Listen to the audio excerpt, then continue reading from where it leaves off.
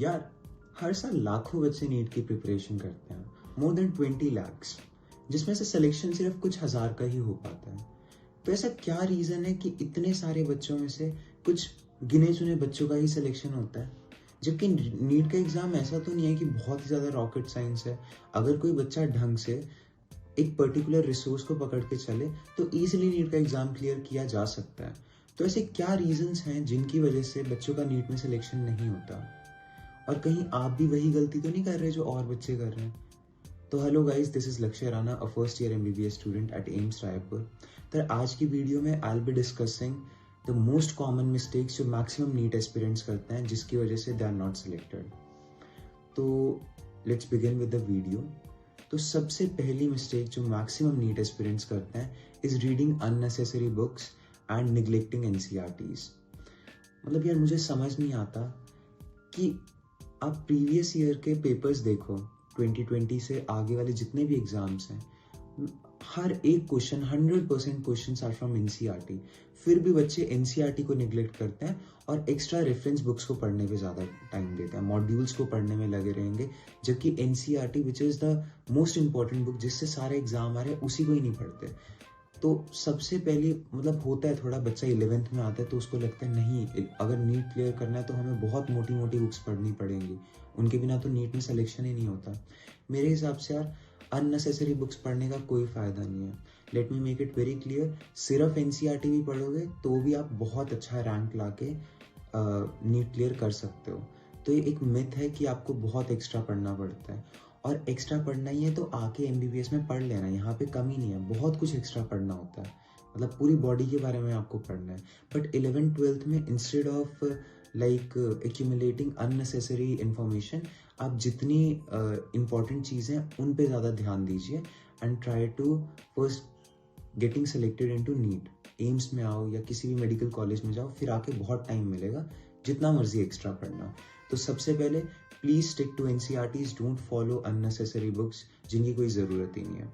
Now अगला point जो कि काफ़ी बच्चे, मतलब मैक्सिमम नीट की जनता जिसकी वजह से सिलेक्शन नहीं होती, इज फोन एडिक्शन।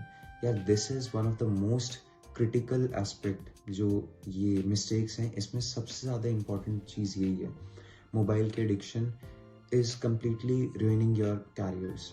अगर आप कुछ अच्छा करना चाहते हो तो आपको इसे कुछ टाइम के लिए छोड़ना पड़ेगा। मेरे हिसाब से ये शॉर्ट टर्म प्लेजर्स के लिए आपको थोड़े टाइम के लिए तो बहुत अच्छा फील होगा। अरे बहुत मतलब रील्स देखोगे, इंस्टा, फेसबुक, स्नैपचैट, ये सब चला के आपको शॉर्ट टर्म के लिए बहुत अच्छा फील होगा। बट लॉन्ग टर्म में they are like slow poisons, ये आपका धीरे धीरे आपके कैरियर को पूरी तरह डिस्ट्रॉय करेंगे। तो यार please stay away from these social media platforms. और आई डोंट अंडरस्टैंड कि आपको इनकी ज़रूरत ही क्या है। दिस इज़ योर फेज जिसमें आपको अपने फ्यूचर के बारे में सोचना चाहिए। यही 1-2 साल होते हैं जिसमें अगर आप ढंग से पढ़ोगे तो आपका आगे का बहुत अच्छी तरह कटेगा। द पॉइंट इज़ कि अभी या तो शॉर्ट टर्म के लिए मज़े कर लो और लॉन्ग टर्म में आगे जाके स्ट्रगल्स करते रहना, या फिर अभी थोड़ी मेहनत कर लो और आगे जाके मस्त अपना सब कुछ करना। एंड द पॉइंट इज कि आप जब एमबीबीएस में आओगे, आपको you will get plenty of time for all these things. NEET की तरह 16-16, 18-18 घंटे नहीं पढ़ना होता एमबीबीएस में आके। यहाँ पे आके 2 घंटे भी पढ़ें, that is more than sufficient. आपके पास टाइम होगा to use all these social media platforms, but please stay away from all these things during your NEET. Sir, before proceeding in this video further, I would like to tell you about this test series named PassPro। तो यार PassPro एक test series है जिसमें आपको total 139 plus test मिलते हैं, जिसमें आपको 90 part wise plus 44 previous year papers and 10 to 20 आपको full length test mock test मिल रहे हैं, और बहुत ही ज़्यादा रीज़नेबल प्राइस पे मिल रही है। और 13 और 14 दिसंबर को तो आपको और भी एडिशनल डिस्काउंट मिल रहा है, जिसके लिए आप मेरा कोड RANA यूज़ कर सकते हैं, जिससे आपको और एडिशनल डिस्काउंट मिलेगा। And this is one of the best test series जो आपको एक रीज़नेबल प्राइस पे मिल रही है यार। अगर आपको एक टेस्ट सीरीज़ चाहिए जो एक सही प्राइस में आपको क्वालिटी क्वेश्चंस दे, then I would say PassPro is a very good option. तो I would recommend you all to just give a try to this test series. It's a very good test series. I personally tried some of the questions and they were very relevant for the NEET exam.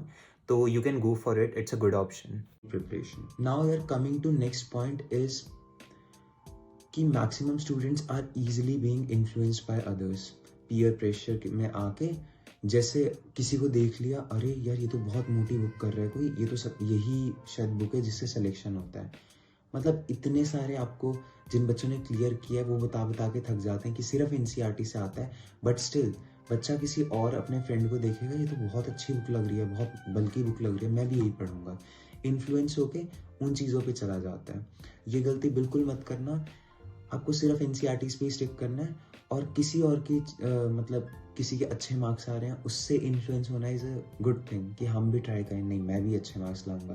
पर कोई बेफालतू की resources use कर रहा है, उसके चक्कर में आप इन्फ्लुएंस होकर वो चीज़ें ला रहे हो जिनका कोई यूज़ भी नहीं है। It's the complete wastage of time. तो अगला पॉइंट यही है, प्लीज़ बिल्कुल भी किसी भी चीज़ से इन्फ्लुएंस नहीं होना। आपके पीयर्स जो भी कर रहे हैं, लेट देम डू दैट। आप सिर्फ एनसीईआरटीज़ को फॉलो कीजिए। द नेक्स्ट पॉइंट इज उसी ऊपर वाले पॉइंट से रिलेटेड, इन्फ्लुएंस होना अगेन, अपने स्लीपिंग आवर्स को रिड्यूस कर देना। अरे मेरा एक फ्रेंड है जो 5 घंटे पढ़ता है, सॉरी 5 घंटे सोता है और बाकी पूरे दिन पढ़ता है, इसीलिए उसके इतने अच्छे मार्क्स आते हैं, मैं भी ऐसा ही करूंगा। यार each and every individual has its own capacity. It is not like that कि अगर वो 5 घंटे पढ़ के बाकी दिन इफेक्टिवली पढ़ पा रहा है तो आप भी वो कर पाओ। मेरा क्या था, अगर मैंने 7 घंटे की प्रॉपर स्लीप नहीं ली तो I was not able to concentrate on my studies. And मेरे हिसाब से 7 hours of sleep is very important, आप सबको लेनी चाहिए। यार ये मेरे हिसाब से ज़्यादा अच्छा है कि आप 7 घंटे की नींद लेके बाकी पूरे दिन इफेक्टिवली पढ़ो, इंस्टेड कि आप 5 घंटे की नींद लेके बाकी पूरे दिन आप आधी नींद में पढ़ रहे हो। तो मेक श्योर कि आप अपनी स्लीपिंग आवर्स को रिड्यूस मत करना। From the very first day till the very last day, NEET के दिन तक, I was taking proper 7 hours of sleep and it was very helpful. जो भी मैं पूरे दिन में नॉलेज गेन करता था, अगर आप सोओगे नहीं तो you won't be able to process that information. तो make sure you are taking proper sleep. अब नेक्स्ट टॉपिक इज कि मैक्सिमम बच्चे ये करते हैं कि पढ़ते लिखते बिल्कुल नहीं, फालतू में सोचते रहेंगे, अरे एम्स में जाके ये करेंगे वो करेंगे। यार द पॉइंट इज कि पढ़ो लिखो फिर ही तो एम्स में आ पाओगे। पहले ही बिना बात की सोचने में लगे रहते हो। इंस्टेड वो जो जितना भी टाइम आपका फालतू चीज़ों में सोचने में जा रहा है, उस टाइम को यूटिलाइज करो अपनी पढ़ाई में। वो आप सोचोगे ना तो वही चीज़ आपके दिमाग में पूरे दिन घूमती रहेगी, पढ़ाई कब करोगे? तो focus on your studies, don't think about your future. अभी के लिए मतलब फ्यूचरिस्टिक थिंग्स को मत देखो, अभी प्रेजेंटली अपने जो आपका काम है पढ़ाई उस पर ध्यान। And the next point is कि this is a very, I would say, dangerous thing. Relationship is something यार which ruins your career. ये फेज में this is very common. Attraction to opposite gender is very common. But the point is कि आपको अपने आप को control करना पड़ेगा.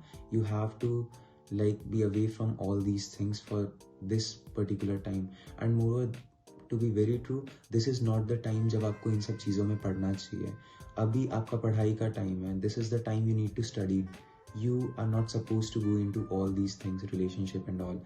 ये आपको बिना बात की मेंटल प्रेशर देंगे। आप ऑलरेडी पढ़ाई का इतना ज़्यादा प्रेशर रहेगा, उसके ऊपर अगर इन चीज़ों का प्रेशर आ गया देन तो फिर नीट करना is not at all possible. मतलब ऐसा नहीं है नहीं करते, बच्चे करते हैं इसके साथ भी, बट द पॉइंट इज़ बहुत रेयर केसेस में। तो आई वुड सजेस्ट यार प्लीज़ इन सब चीज़ों से दूर रहो। After you are done with your medicine and all, उसके बाद ये सब चीज़ें अच्छी लगती हैं। अभी बहुत ही बचकानी चीज़ें, leave all these things. Now the next very important point is कि बच्चे टेस्ट मिस कर देते हैं। अरे भैया यार सिलेबस ही नहीं कंप्लीट हुआ, टेस्ट दे के करूँगा क्या? यार ये मेंटालिटी बिल्कुल मत रखना। मैं पहले ही स्पेसिफाई करता हूँ, नीट से एक दिन पहले तक भी आपका सिलेबस तो कंप्लीट नहीं होने वाला है। Syllabus is never completed. Syllabus कैसे कंप्लीट हो सकता है यार? मतलब सिलेबस कंप्लीशन तो इज अ टर्म जब you are done with each and every aspect. मतलब आप से किसी भी डायरेक्शन में क्वेश्चन पूछा जाए आप फंस ही नहीं सकते। वो स्टेट आना is like it's not impossible but it's very hard. तो मेरे हिसाब से टेस्ट, चाहे आपका सिलेबस हुआ है या नहीं हुआ, टेस्ट दो। जितना पार्ट आता है उतने से दो। एटलीस्ट आप कम से कम 3 घंटा बैठने की प्रैक्टिस ही हो जाएगी, अच्छा ही है। But please don't miss your test. Test miss करना is not at all a good option. Next बहुत इंपॉर्टेंट चीज़ है कि भैया टेस्ट में नंबर नहीं आए, पर मेरी कुछ गलती नहीं थी, गलती तो टीचर की थी, उसने ढंग से समझाया नहीं। भैया मेरे टेस्ट में नंबर कम आए, बिकॉज पेरेंट्स ने मुझे पढ़ने का टाइम ही नहीं दिया यार, काम देते रहते हैं हर 2 मिनट्स में। प्लीज़ यार ये ब्लेम गेम्स खेलना छोड़ दो। नेक्स्ट पॉइंट इज यही कि ब्लेम गेम्स, किसी को ब्लेम करके कुछ नहीं मिलने वाला। आपके कम मार्क्स आ रहे हैं, you are responsible for that, take that responsibility and work on it. आप उस पर काम कीजिए and you will surely get मतलब पॉजिटिव रिजल्ट्स। प्लीज़ किसी को भी उसके लिए क्रेडिट मतलब वो मत करो ब्लेम कि मेरे मार्क्स कम इसलिए आ रहे हैं क्योंकि मुझे क्लास में समझ नहीं आ रहा, टीचर अच्छा नहीं समझाता। Please don't blame others. अपना रिस्पॉन्सिबिलिटी लेना सीखो। Now you are going to become doctors in the near future. Responsibility लेना सीखो, फालतू में दूसरों पे ब्लेम मत करो। The next important point is not asking doubts in the class. This is one of the most common reasons कि काफ़ी बच्चे जो बहुत अच्छा करने का पोटेंशियल रखते हैं बट शर्माने की वजह से क्लास में शर्माते रहेंगे, और डाउट नहीं पूछना यार, पता नहीं लोग क्या सोचेंगे मेरे बारे में। यार आपको क्या फ़र्क पड़ता है कोई आपके बारे में क्या सोच रहा है? Ultimately what matters is your selection. अगर सेलेक्ट हो गए तो वही बंदे जो आप पे हंस रहे होंगे डाउट पूछने में, वही आपसे पूछने आएंगे यार क्या करना है, क्या कैसे करें। तो इट्स बेटर कि आप जितने भी डाउट्स हैं क्लास में क्लियर करो। आपको कुछ भी डाउट आता है, अजीबोगरीब जैसे भी डाउट्स हैं, please ask them. At the end आपका सिलेक्शन मैटर करता है, और सिलेक्शन तभी होगा जब आपके सारे डाउट्स क्लियर होंगे। अगर कोई स्पेसिफिक डाउट दिमाग में है तो go and ask your teachers. अगर आपको पूरी क्लास में पूछते हुए शर्म आ रही है, वैसे नहीं आनी चाहिए, किस बात की शर्म है, बट स्टिल अगर आ रही है तो आप पर्सनली जाके उनसे अपने डाउट्स क्लियर करो। Doubt clearing is very important aspect of like being selected into exams like NEET and all. And the next point is again related to like question practice again. Question practice करते हैं बच्चे, एक तो time bound question practice नहीं करते हैं, it's a very important factor. Time bound question practice करो। And secondly the point is कि क्वेश्चन आपने किया, आपको नहीं समझ आ रहा, सीधा जाके गूगल करेंगे। आई डोंट अंडरस्टैंड कि आप ये मतलब कोई फ़ायदा नहीं है उसका, आपको सॉल्यूशन मिलेगा, अरे ये तो बहुत इजी था, फॉर्मूला ही तो था, फॉर्मूला याद नहीं था, ये तो हो ही जाएगा टाइम के साथ। यही मेंटालिटी की वजह से काफ़ी बच्चे नीट में सेलेक्ट नहीं हो पाते, क्योंकि मतलब कंसेप्ट आते हैं बट हर बार क्वेश्चन जैसे ही नहीं आया सीधा जाके गूगल कर लिया। अगर आपको क्वेश्चन नहीं आ रहा, पहले तो 2-3 बार ट्राई करो, फिर भी अगर फंस रहा है देन सॉल्यूशन खोल लो, बट पहले एक लाइन देखो। अगर उससे आइडिया लग रहा है, फॉर्मूला आपको मिल गया, आगे थोड़ा कर सकते हो, पूरा सॉल्व करने की कोशिश करो। नहीं बना, सेकंड लाइन देखो, थर्ड लाइन देखो, धीरे धीरे खोलो सॉल्यूशन को। ऐसे नहीं एक साथ खोल के पूरा सॉल्यूशन देख लिया, ऐसे ऐसे ऐसे ये होगा, अरे ये तो बहुत सिंपल था, इसमें तो कुछ दिक्कत ही नहीं है। प्लीज़ ये सारी मिस्टेक्स मत करना यार। मतलब मैंने अपनी फर्स्ट अटेम्प्ट में इनमें से काफ़ी सारी मिस्टेक्स की, ये मेरी खुद की पर्सनल मिस्टेक्स हैं जिनकी वजह से मेरा फर्स्ट अटेम्प्ट में सिलेक्शन नहीं हुआ। जबकि मैं मतलब अगर ये सारी चीज़ें मैं ना करता, अगर मुझे उस टाइम पे कोई बता देता कि यार ये मिस्टेक्स होती हैं, तो फॉर श्योर मेरा फर्स्ट अटेम्प्ट में सिलेक्शन हो सकता था। पर मैं नहीं चाहता कि जो भी कोई मेरी वीडियो देख रहा है उनका मतलब उन्हें ड्रॉप लेना पड़े। मैं चाहता हूँ कि उन्हें उनका फर्स्ट अटेम्प्ट में नीट में सिलेक्शन हो, या अगर उनका फर्स्ट ड्रॉप है तो इसी में सिलेक्शन हो जाए, आगे ड्रॉप का ना सोचना पड़े। तो प्लीज़ यार जो मैंने मिस्टेक्स लिस्ट किया है, प्लीज़ इनसे दूर रहना। Try to avoid these mistakes. दूसरे के एक्सपीरियंस से सीखना इज़ बेटर, क्योंकि आपके पास इतना टाइम नहीं है। This life is too short to like learn from your own experiences. इतनी ज़्यादा चीज़ें हैं ना कि आप किसी और के एक्सपीरियंस से सीख लो, इट्स बेटर। तो आई होप यार दिस वीडियो हेल्प्स यू। मैंने सारी ही मिस्टेक्स कवर की हैं एंड आई होप आप इन सब मिस्टेक्स को अवॉइड करोगे और नीट में फर्स्ट अटेम्प्ट में सिलेक्शन लोगे। तो अगर आपको यार वीडियोस अच्छी लग रही हैं तो प्लीज़ लाइक करो वीडियो को।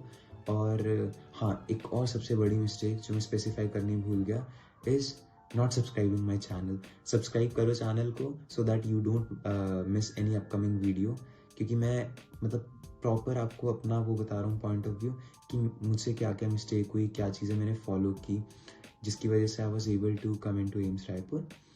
तो ठीक है यार, that was it for today's video. मिलते हैं फिर अगली वीडियो में।